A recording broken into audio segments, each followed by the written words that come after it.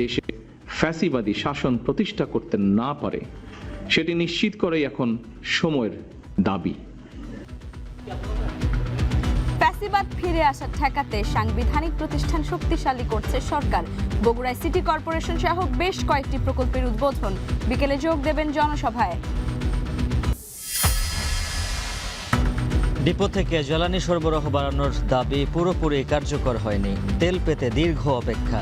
আজই আসতে পারে গণপরিবহনে ভাড়া বাড়ানোর ঘোষণা।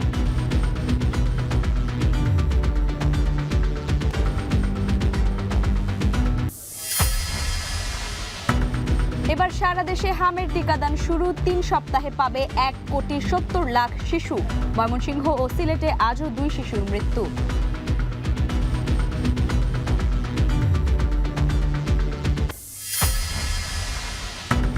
সংরক্ষিত আসনে ৩৬ জনের মনোনয়ন চূড়ান্ত করল বিএনপি। তালিকায় সেলিমা রহমান, নিপুণ রায় অভিজ্ঞরা আছেন, তুলি, মানসুরা সহ অনেক নতুন মুখ।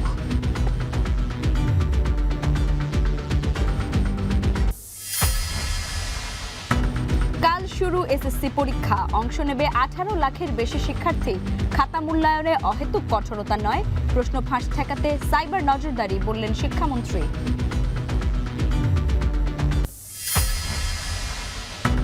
এবার নৌপথে ইরান যুক্তরাষ্ট্রের পাল্টাপাল্টি শক্তি প্রদর্শন। কার্গো জাহাজ আটকের পর 2টি মার্কিন জাহাজে তেহরানের ড্রোন হামলা।